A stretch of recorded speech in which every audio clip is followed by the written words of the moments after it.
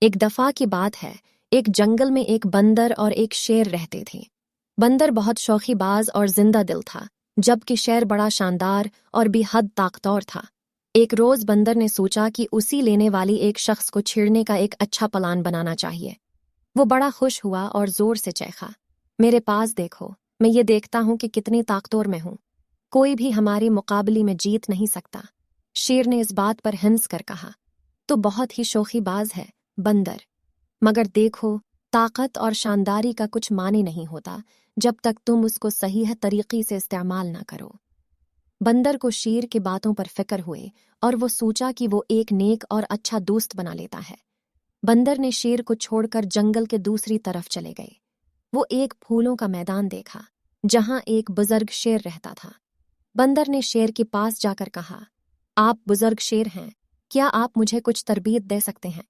میں ایک بہتر بندر بننا چاہتا ہوں تاکہ میں اپنی طاقت کو صحیح طریقے سے استعمال کر سکوں۔ بزرگ شیر نے مسکرا کر کہا، بیٹا، میں تمہاری مدد کر سکتا ہوں، لیکن یہ تم پر منحصر ہوگا کہ تم کتنا ارادہ رکھتے ہو اور کیا تم سچ میں اپنی طاقت کو درست طریقے سے استعمال کرنا چاہتے ہو۔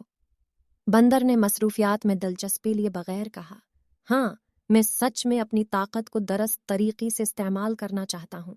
مجھے سیکھنے کے لیے آپ کیا کچھ کرا سکتے ہیں؟ بزرگ شیر نے کچھ منٹ کی خاموشی کے بعد جواب دیا، بیٹا، تمہیں یہ جاننا ہوگا کہ اپنی طاقت کو کب استعمال کرنا چاہیے اور کب نہیں کرنا چاہیے۔ کبھی بھی طاقت کو غلط مقاصد کے لیے استعمال نہ کرنا۔ بزرگ شیر نے بندر کو کچھ خاص طریقوں سے تربیت دی، جیسے گھاس کھانا، پتھر پھینکنا اور پہاڑوں پر چڑھنا۔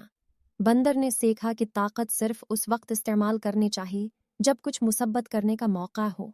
کچھ وقت بعد جب بندر اور شیر جنگل میں واپس آئے تو ایک لومڑی پہنس گئی تھی جب وہ کوشش کر رہی تھی کہ اپنی بچوں کو بچائے۔ شیر نے دیکھا کہ بندر کی طاقت کا استعمال کا وقت آ گیا ہے۔ بندر نے پہراؤں میں بڑی طاقت لگا کر لومڑی کو چڑھا دیا۔ لومڑی نے شکریہ ادا کیا اور بچوں کے ساتھ خوشی سے واپس چلے گئے۔ شیر نے بندر کو مبارکباد دی اور کہا، بہت بہتر بندر ہو تم نے اپنی طاقت کو درست طریقے سے استعمال کیا اور ایک معنی پر مبنی کام کیا۔ بندر بہت خوش تھا کہ وہ نے سیکھا کہ طاقت کا استعمال کب کرنا چاہیے اور کب نہیں کرنا چاہے۔ وہ اپنی طاقت کا استعمال اب زمینداری سے کرتا اور جنگل کے تمام جانوروں کے لیے ایک اچھا دوست بنتا۔